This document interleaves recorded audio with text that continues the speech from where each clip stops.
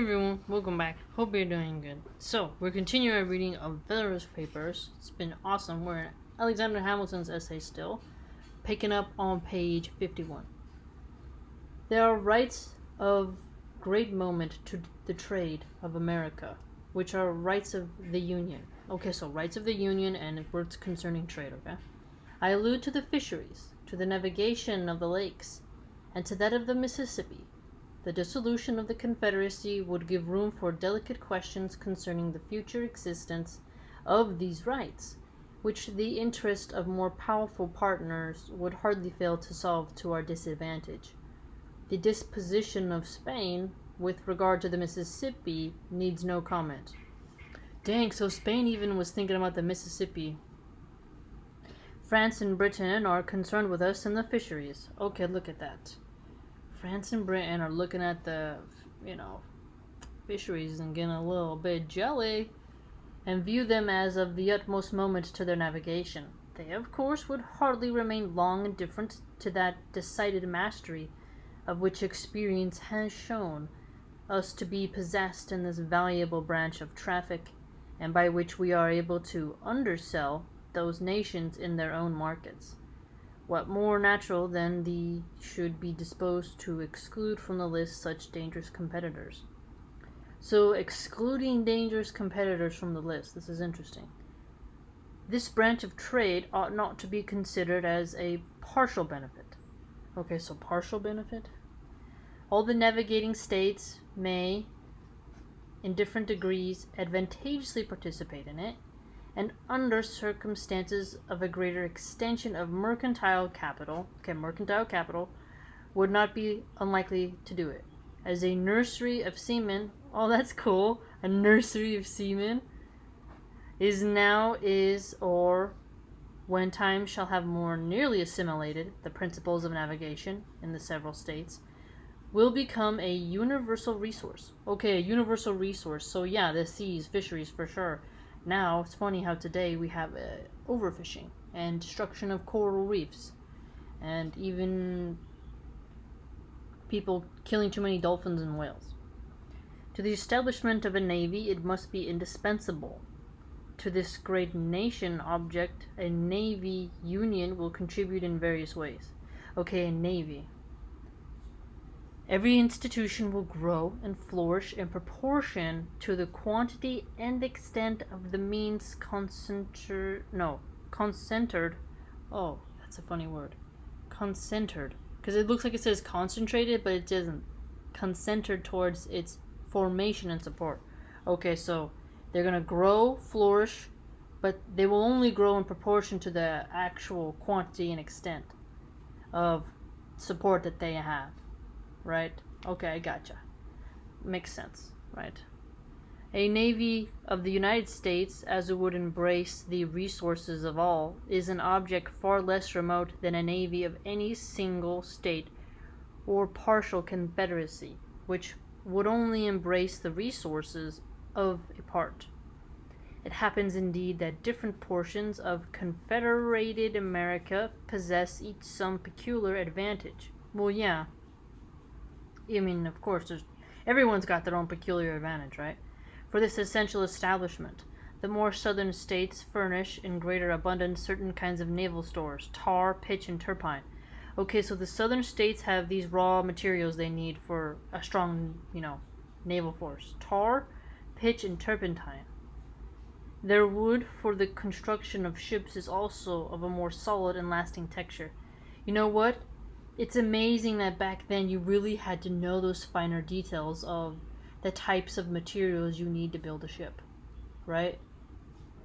The nuances of that and the advantage measured over time. There must be countless books about all different types of tricks and things you can do and, skill sets. How brilliant. I've been really looking at, getting into looking at pictures of, Spanish warships and, English warships, because they were just magnificent looking, right? I usually just see ugly boats in the water, and you're like, oh, that's not so cool. But imagine what it would have been like back then to see a real ship, like something you'd think pirates would be on too. You know what I mean?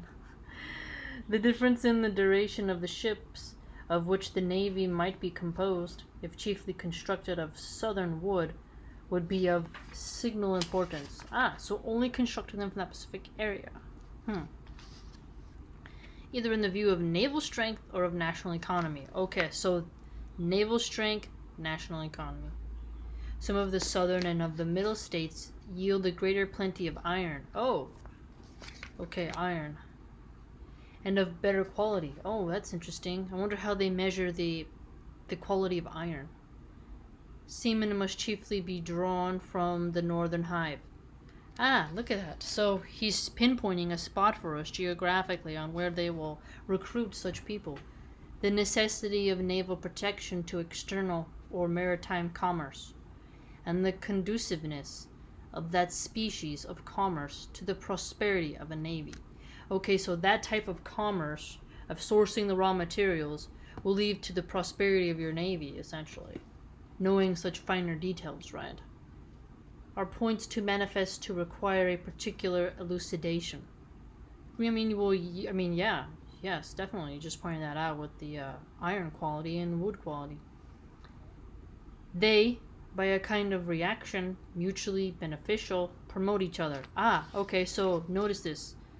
A reaction that produces mutual benefit, and then since that they're related in that way, it will help them actually promote each other. It's quite interesting observation here. An unrestrained intercourse between the states themselves will advance the trade of each by an interchange of their respective productions. Unrestrained trade between the states. That's interesting. Not only for the supply of reciprocal wants at home, but for exportation to foreign markets. That's really highlighting a lot of trade for us. We don't know much. When you send mail, it depends on where it goes, but each state has their own taxes and requirements, so this is quite unique. The veins of commerce in every part will be replenished and will acquire additional motion and vigor from a free circulation. Okay, he said free circulation of the commodities of every part. So this is not communistic, essentially. Not at all. Commercial enterprise will have much greater scope from the diversity in the productions of different states. Okay, so more diversity in production if you allow the trade between the states to be unrestricted. Veins of commerce. That's a really good way to put it, because it is kind of like a vein. If you were to highlight it on a grid, showed the way the cars and everything drives, like a railroad station. Where I used to grow up in Utah, there was a lot of train tracks, and it does look like veins when you pass over the train tracks. It really does look like that. When the staple of one fails from a bad harvest or unproductive crop, it can call to its aid the staple of another. Fair point, right? The variety, not less than the value, of products for exportation contributes to the activity of foreign commerce. Well. It can be conducted upon much better terms with a large number of materials of a given value than with a small number of materials of the same value. Large number for foreign exchange. Would it be worth it just to have something very small? You could do something small in the terms of like very niche specialized commodities, but again, the large number means you're going to have more for your market, right? Arising from the competitions of trade and from the fluctuations of markets. So we have competitions of trade, fluctuations of the market. Particular articles may be in great demand at certain periods and unsettled at others. Yeah, right? So that he's highlighting the fluctuation there, right? But if there be a variety of articles, it can scarcely happen that they should all be at one time in the latter predicament. And on this account the operations of the merchant would be less liable to any considerable obstruction or stagnation. Okay, so the merchant needs to work on avoiding obstruction and stagnation of what it is that they're trying to sell. The speculative trader will at once perceive the force of these observations and will acknowledge that the aggregate balance of the commerce of the United States would bid fair to be much more favorable than that of the 13 states without a union or partial unions. Notice this. Okay, so all the whole union of the states will help the speculative trader, and that'll then help them have more of a balance and help the mercantile by extension. So not just having little tiny partial unions between the states, but to allow them to have the free exchange unrestricted thereof. And they'll benefit in times of famine and benefit. They get rid of their excess, and when they're struggling, they can get what they need. Fair.